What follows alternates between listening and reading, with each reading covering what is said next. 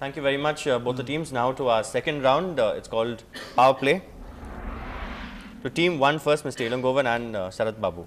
Mr. Elangovan, to you first. Since MPs always want to be compared with the corporate sector, let's talk about your CTC, your cost to the country.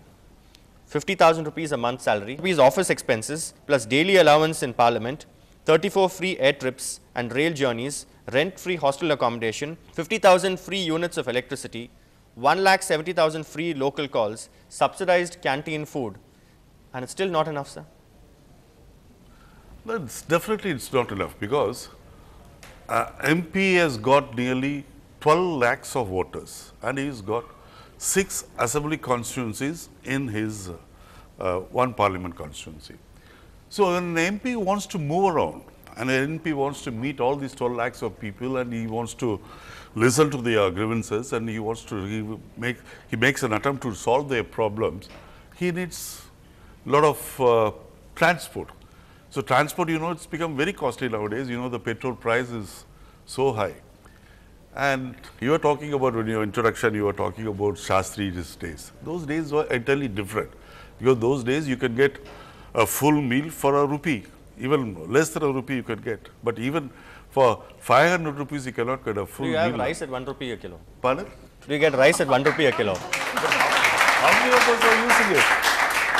Rice of 1 kilo, for a rice of 1 kilo, central government is giving 7 rupees as subsidy. But that's only in Tamil Nadu, and how many of us are using that rice? So there are so many differences. Prices have really gone up. Prices have gone up just because when you go to a shop and when you want to buy a aftershave or something like that, just because you're an MP, they are not giving you freely, and they don't give you for the half of the price. They charge you the normal rate.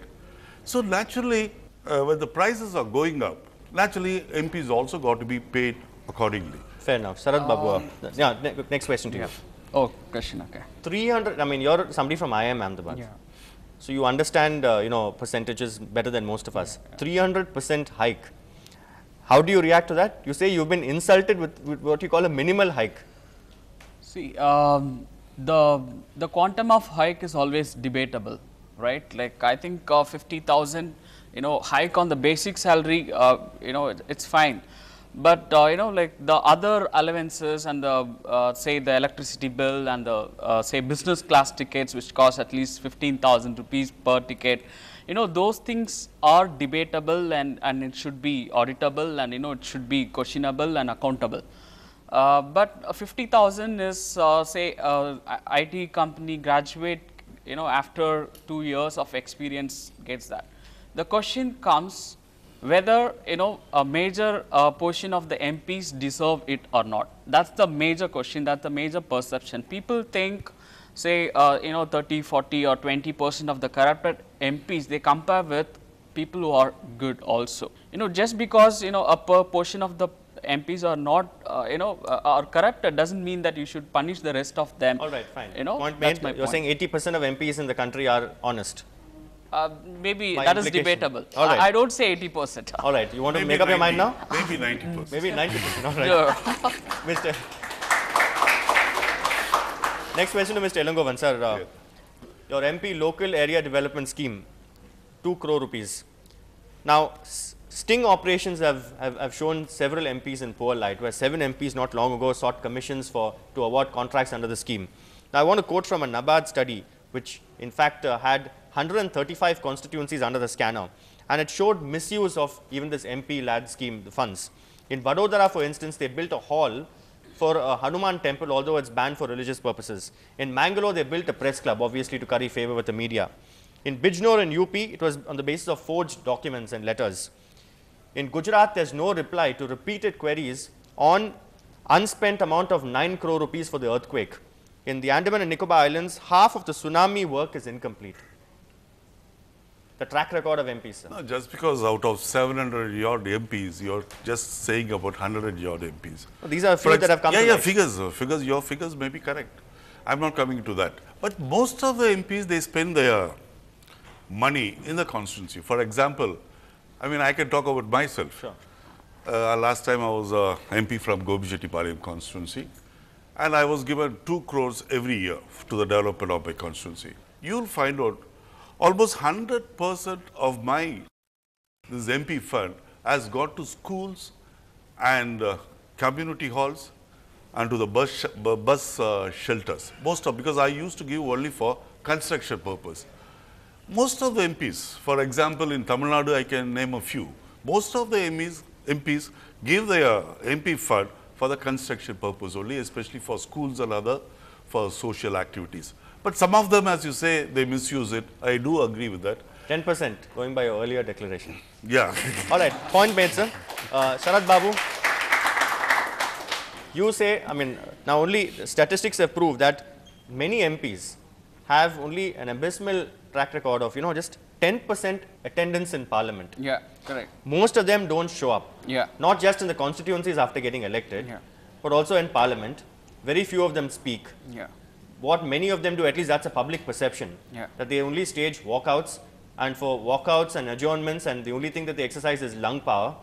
They want more money. See, that's what, like, you should punish the guilty, you should punish, the people who are corrupted, you should punish them, but, you should not punish the people who are not corrupt and, who are working for the constituency. You should not punish them. Like, I understand, like, it's not a perception, it's reality also. For example, for this, say, MP salary hike, the attendance was really high. That shows, the kind of mentality they have. See, this is why we couldn't get any serving MP on the show, because we're recording it today. Yeah, like maybe. See, what I want to say is, like, this is kind of, maybe for the current situation also, it may not be appropriate. But I would say for the future, like if you pay them and you question them. So that's my point. Fair enough. Mr. Elangovan, next. So 70 Lok Sabha MPs have not disclosed their assets. 30 of them are from your party. 50 Rajya Sabha MPs have assets over, all put together, 1,250 crore rupees. 98 of Rajya Sabha MPs have assets over 1 crore. They don't come from below the poverty line or middle class families. No, clearly. how many people have not given their assets? 70. 70 of them have not disclosed assets. Maybe they don't have any asset. That's quite possible. Okay. That may be quite possible. But as he said earlier, as my colleague said earlier, there may be some, or maybe few people are not, not doing well. Maybe they have some shy activities. But you can't, just because of few, you cannot generalize the whole thing. But as far as I know, most of the MPs have given their assets, because while you're filing your nomination itself, you're supposed to give your assets, supposed to give your income tax, balance sheet, everything you have to give. If some of them are not given, I think government should take serious action on them, and they should be punished also. I can go to that extent. Sharad Babu, when the economic condition of the country goes down, the bank balances of MPs go up. I'm quoting from statistics again. Based on the affidavit, self-sworn affidavits of 258 MPs who recontested in 2009, the assets grew from 100% to 9,100%. All right? That's of over half of them who recontested. 9,100%, if you want an example, BSP MP Mohammed Tahir. And what about those who are out of power? Take, for instance, Bangarappa, who's been out of power from 2004. His assets declined by 80%. What does it speak? Yeah, obviously, they use politics to make money, right? That, like most of the, people also agree with that. But, say, that doesn't mean, see, that's what I must say. Like this, say, 50,000 hike, which comes to around, like 6 lakhs per year, is not going to affect their, whoever corrupted MPs are there. It's nothing for them. What I want to say is people who are good, who are working for the people, for them, this is very important. This is very crucial for their survival also, as he pointed out, for their day-to-day expenses and to meet the people, to come, go. I'm sure, like, you all agree with that. Like, everybody incur lots of expenses these days. So, I want to say, for them, you give the money, and this money is no way is going to affect the people who are corrupted, who are accumulating money through corruption. So, you strengthen your systems, your laws, your, your accountability systems, and try to punish them to the severest extent. There is absolutely no problem. All right, fair enough. Yeah. Right, activists, Mr. Elangovan, activists point out that 37 Rajya Sabha MPs, that's a sixth of the total strength, have criminal cases against them. So, these are the kind of people, not only are they not from below poverty line or middle class families, they also have no track records in social service, but in police stations. What actually counts is whether there is a cases or not. What is the judgment? what's the verdict given by the court. That counts a lot. But anyway, I personally feel if a person has got a criminal background or criminal records, he should not be entertained by all the parties while distributing the tickets for the parliament. That's what I personally feel. All right, Sarath Babu. Often, in fact, the MPs who are now clamoring, almost haggling for more money, they want more money than a secretary to the government. They give you this example. They say we are paid less than our basic salary is less than a government clerk. I'd like to ask you this: what makes MPs believe that they are superior to government clerks? Because most people in the public will tell you that a government clerk today does more work than an MP. Definitely, yeah. That I think is uncalled for, and asking for maybe 80,001, maybe uncalled for. That's what that is debatable, and we can set up a third commission. The MPs themselves giving the pay hike, it's not correct. I do agree with that, but I think yeah. You plead guilty. You plead guilty. No, I don't feel guilty. I'm. All right. See, again and again, I'm telling for the people who are corrupt, this is nothing.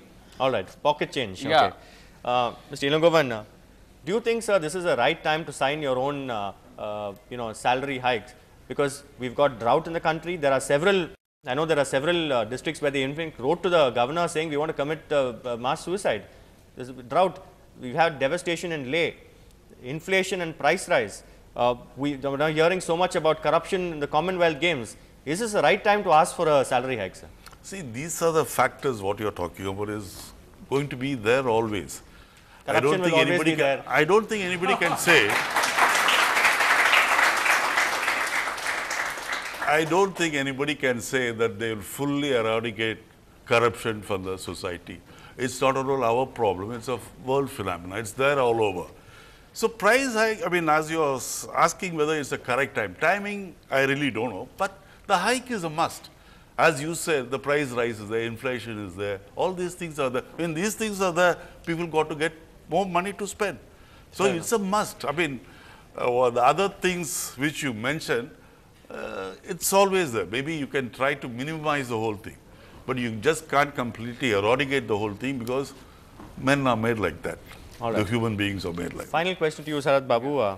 Again, since you come from the corporate sector, in the corporate sector, non-performers will get their salary deducted. Yeah. Or they can even be sacked. Can you recall an MP before his term, yeah? Yeah, that's what we should strengthen our laws, like who are absent, like even college graduates who don't attend more than 75%, I think, get debarred. I think that kind of a system should come. Absolutely, it should come for MPs also. They can't attend 4 or 5 sessions and say like call them like we are MPs. So that should be there. I completely agree with that. All right. In Parliament also proxy is there. Like how is the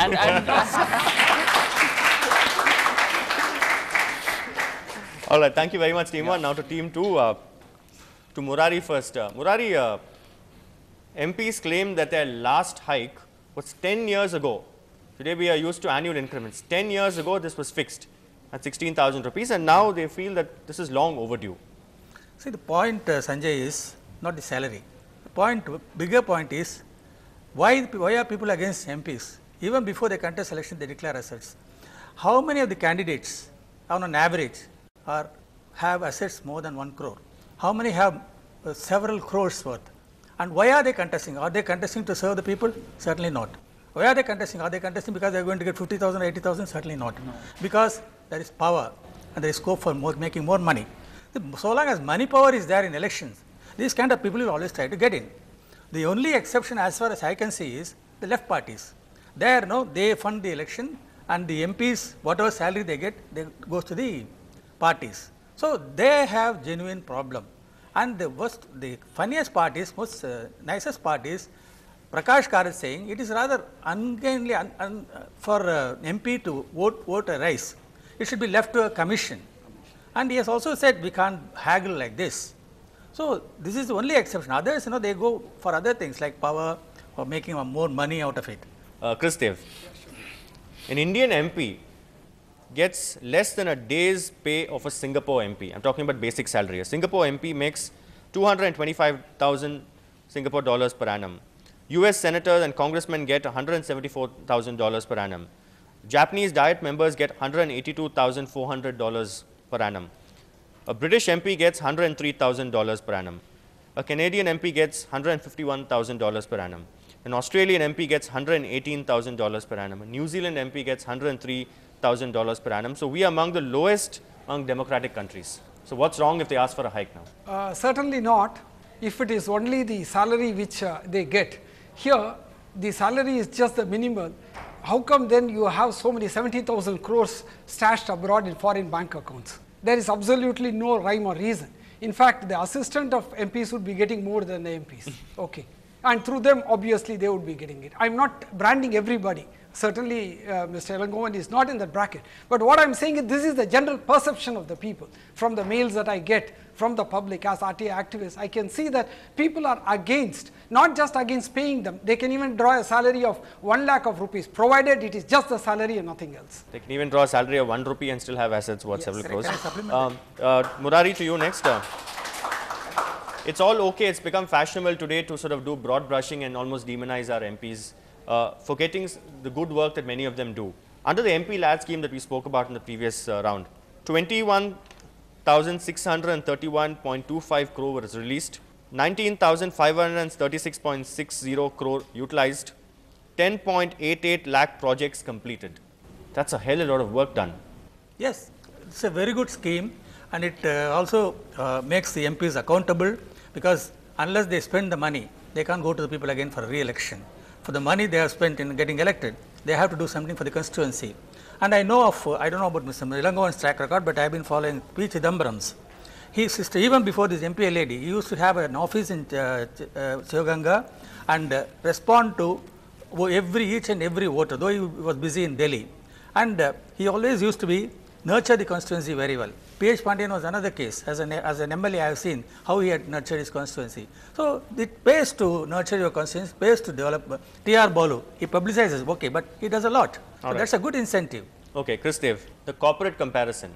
Mukesh Ambani takes home a salary of 24 crore per annum. The President of India gets 18 lakh per annum. Where the president is, the notional salary is 18 lakhs, but if you see the total salary or the expenditure, including their own private plane which they take, or the government plane and the entourage and all that, it's a huge amount. All right, let me just add on to that. Let me join your side. The President of India gets 7 crore rupees per annum to maintain Rashtrapati Bhavan, 2 crore to maintain the garden in Rashtrapati Bhavan, 6 crore to maintain the secretarial staff in Rashtrapati Bhavan, 18 lakh rupees a month for laundry, 64 lakh for hospitality, 1.5 crore rupees for houses in Hyderabad and Shimla, all this for an office that's called a rubber stamp. Well, in my opinion, the president can survive without getting any salary, because everything is taken care of by the government for them. Whereas for Ambani, he has to fend for himself and he has to run his corporate, and no wonder he is getting that. Here, the main point is, it is not how much the government pays either the president or the prime minister or others. The question is, what is their contribution to the country or directly benefiting? When more than 450 million of the people are living below the poverty line, getting hardly 20 rupees a day, where is the question of luxury of crores of rupees which you are talking of? Murari, next question to you. An MP's job is not a 9-to-5 job, not like a corporate job. It's a 24/7 job, at least for good, well-meaning MPs. Be it a disaster or a happy occasion, they have to go and attend functions, they have to travel to far-flung areas. So there are MPs who get sometimes even up to 500 visitors a day. So it's not as glamorous as it's made out to be. Being an MP is tough. No, it's not always they are available to, they meet 500 visitors every day. They have their assistants, they have their office, they get representation. And if they go about it in a very systematic way, they can streamline everything, and they can take it up in Delhi where it's necessary, maybe at the local level where it's necessary. So that's their job. They get paid to do the job. I don't find anything fanciful. After all, if a public representative is not accessible to the public, what is he there for? All right. Chrisdev, again, since we are talking of the corporate sector, a company turnover may be a few tens of crore rupees, and you pay about 2 to 3 lakh rupees a month to the top management. But an MP decides the fate of hundreds of crores of people and hundreds of crores of rupees going by the MP lad scheme itself. Don't you think they deserve a better deal? Yeah, absolutely. They deserve a better deal, provided everything is transparent. Most of the amount is siphoned out. I have gone to the field for doing social audit and I found that the same pond is dug 3 times. I asked them, how is that possible? So, my colleague is saying that they are generating employment. It is pseudo employment they are generating. If it is genuine employment, creating assets of value to the community which can benefit the community in the long term, it is certainly welcome and understandable. I would like to give them kudos, but certainly not. It is not the situation on the ground. We find that money is siphoned out in different names, not in every case, but at least in majority of the cases in my opinion. All right, next question to Murari. There is no state funding of elections, so an MP, almost the money that they make, some part of it should also go towards, in a sense, capital formation to get re-elected the next time for your election expenses. So, this is the root cause of evil, Sanjay, money power in elections. We have been talking about eradicating it. The Election Commission has even put a ceiling on the expenses of MPs, but they know how to get around it. Velango knows. He will put it on the party account and all that. So, but the fact is, each MP gets about spends 2 to 3 crores or even more on elections. How does he get it back in the next 5 years? Through lobbying. We have done sting operations where MPs take money for asking questions. That is a very, very tip of the iceberg. They do a lot more. Licensing, appointment, fixing appointments. In America, lobbying is legal. I think we should also think on those lines. Make it legal for MPs to lobby. Otherwise, it will only lead to corruption. There will not be any transparency. Right. Final question to you, Chris. Sure. If MPs are as bad as you make them out to be, how is that many of them get re-elected? How is that you elect many of them again? That's what I told you. It is the money power and the muscle power which is now ruling the roost. There are good MPs, okay, and there are many bad MPs. But the bad MPs are more in number than the good MPs, and that's the fate of India that we are facing. So it is 10% good MPs and 90% bad MPs. It's not the other way. All right, thank you very much. On that note, it's time to head to a short break on SL Chennai Speaks Out. When we come back, we'll have more of I don't know what it's called, mudslinging or what, but definitely a slugfest when we return. Next round called Bowl Out. Stay tuned.